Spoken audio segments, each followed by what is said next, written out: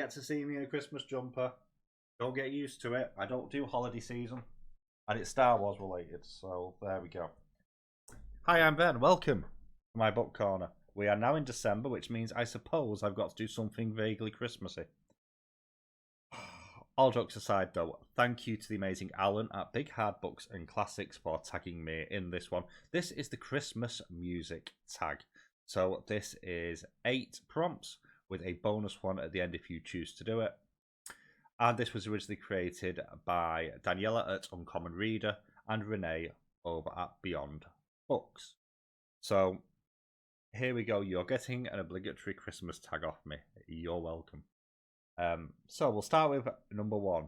Joy to the World. Well, this is me, obviously. A book that brings you so much joy, you wish the whole world would read it.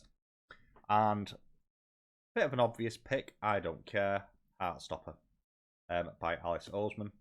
I was a bit nervous going into this because I didn't think this would live up to the hype. And certainly, I mean, I love the entire series. But books 1 and 2 are like hugs in book form. They're so sweet. They're so wholesome. The tagline on the back is perfect. Boy meets boy. Boys become friends. Boys fall in love. And that's what this book is about. It's sweet. It's adorable. It's wholesome. It's cutesy. And it just makes me happy. So, there we go. Number 2, Let It Snow. A book that takes place in a snowy, cold environment. So let's go from sweet and wholesome to some horror. The Shuddering by Anya Alborn. This is a cryptid tale that is set in, I want to say, the Appalachian Mountains, but I could be wrong because it's been, in fact, I don't think it is the Appalachian Mountains actually. Somewhere with lots of snow in either the USA or Canada. There we go. And a group of friends go to this cabin, sort of in the woods, for a last sort of hurrah before they all go their separate ways. There's some personal dynamic issues there. There's a few problems going on between some of the group. That's the least of their problems when they all basically get snowed in due to a once-in-a-decade storm, blizzard. And they realise that there's something else out in the snow. Something rather more dangerous than wolves, which is what they initially think it is, or bears. So, decent cryptid story. Nice and gruesome in places as well. It has some good tension, some really good descriptive work. I've liked what I've read of Allborn so far. I can't wait to get to more of their books. I just haven't got around to them yet. Number 3, my personal favourite, Your Mean One, Mr. Grinch. A book with a mean character, or one that you just didn't like. A lot of my books don't have particularly likeable characters in them. But we're going for Yellowface by R.F. Kwan. So, the main character in this is called June, and she's a horrific human being.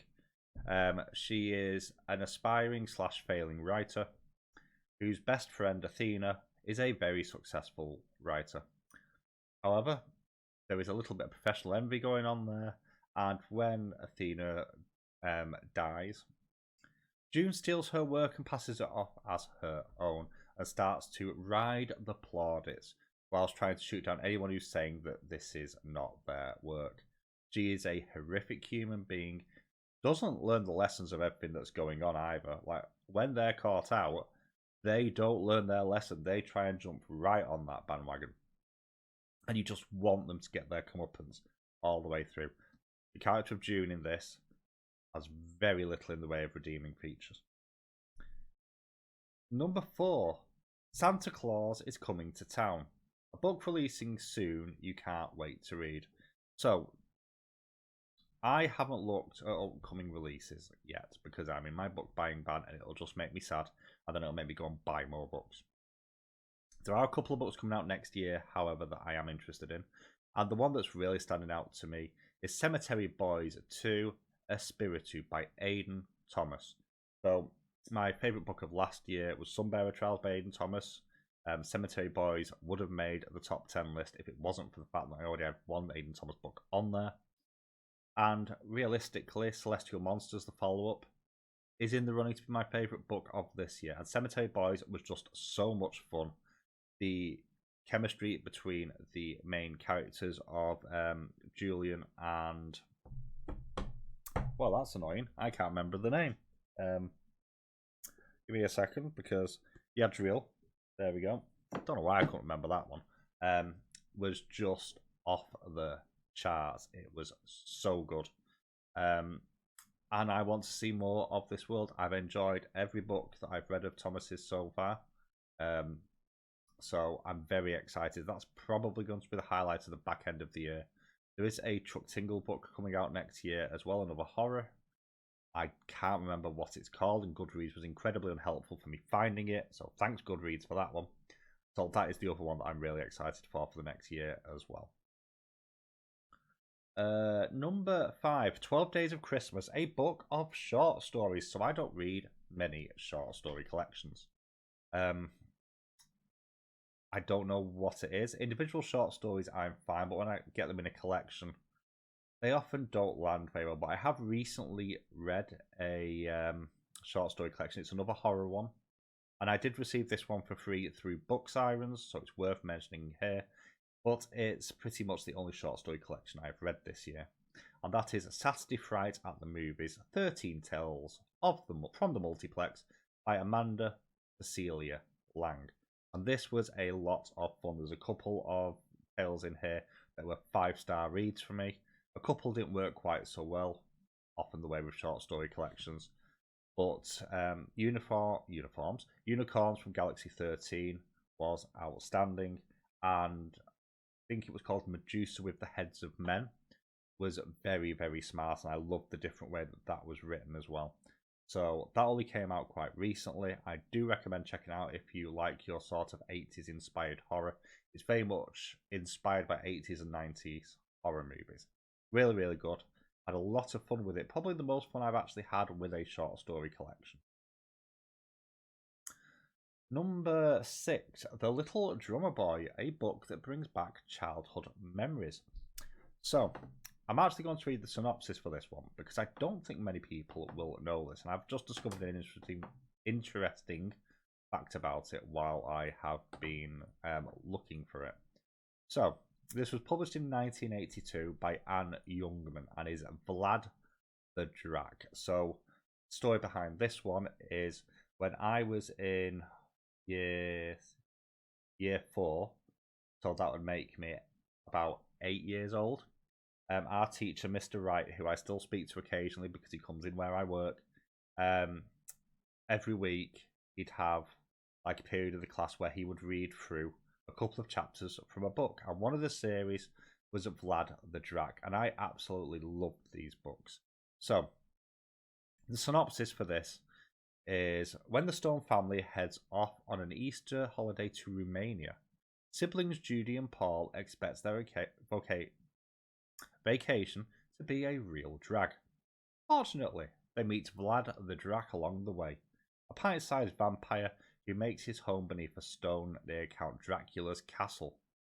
A strict vegetarian with dreams of starring in horror movies, Vlad charms the Stone children, who decide to smuggle him back to London. But once there, seemingly innocent Vlad quickly becomes bored, and though he doesn't like meat, mischief is in his blood. It's 128 pages. I am going to have to pick it up at some point. You can only seem to get it second hand now. An interesting fact, there is an audiobook of this that is read by Anthony Daniels, who played, of course, C-3PO in Star Wars, amongst other things, which I did not know. So there we go. So I'll be checking that out at some point very soon, because it's a long time since I've read it. Number 7, Deck the Halls, Boughs of Holly. A book that has a party scene or takes place during a holiday. I can't go through a Christmas video without mentioning The Hogfather by Terry Pratchett. This is a book that I've spoken about many times on the channel. It's one that I will reread on a regular basis, especially over the festive season. And this is kind of the book that got me into reading. And this asked the question of what happens when Santa, or in this case the Hogfather, goes missing? Well, the answer is Death steps into the role of the Hogfather to try and maintain belief. It's a lot of fun. Death is an amazing character. We get to spend quite a lot of time with him here, as well as with his butler, Albert. You have Susan, his granddaughter, as well, playing a prominent role. And this is just a lot of fun. This has been adapted as well. We're going to get to that a bit later on. But yeah, love this book. Objectively, is it the best Discworld book? No. Is it my favourite? Also no. But it's probably the one I've reread the most. And number 8, Frosty the Snowman. A book for the character who is cold or calculating. And I had to think a little bit about this one, but I kept coming back to Six of Crows, which has the horrible sticker on it, which we all love, by Lee Bardugo. And also its follow-up, which is Crooked Kingdom. And the character of Kaz Brecker, who is, I would argue, the main character over the two books. He's not a particularly likable character in many, many ways, but you still end up rooting for him. But he always has a plan. He's always one step ahead of everything that's going on. And even when things go slightly wrong, he always has a contingency. And when you think you've got him, he was 3 steps ahead of you. And he's actually got you. Really, really good book. Really loved both of the duology, to be honest. Put them together, and they are almost in many ways the perfect duology. Love the character work. Even though he is, in many ways, a heinous character, you can see why he is how he is. And he's had to work really hard. He has a condition where he is suffering from a chronic condition. I can't remember what it is. So he's a little bit more fragile than those around him. And somehow he's in this position of strength where potentially he probably shouldn't be because of that disadvantage. So that leaves us with the optional bonus prompts. Do you have a fun memory or interesting holiday tradition that you would like to share? It does not have to be about Christmas. It can be about any holiday you choose. Share the cheer, tag others, and have a happy holiday season. So I'm not much of a Christmas person or a holiday person in general, to be honest. I do like Halloween, but don't really do much for it. I just like the vibes. The closest I have to a holiday tradition links into the Hogfather, and that is, depending on when I have the kids over Christmas, we all sit down and watch the adaptation of the Hogfather as a family. I've done it for over 10 years now. I can't remember when it was made. It's a solid adaptation. It's not groundbreaking. The book is much better. But yeah, that's what we do every Christmas. The kids hate it. It's amazing. But there we go. That is the Christmas music tag. I'm not going to tag anyone in this one, but if you have not done this, I'd say you consider yourself tagged. But there we go. This is my only Christmas video I'll be doing, so have fun with this one. Thank you for watching. Thank you, Alan, again for tagging me in this. I will catch you all very, very soon.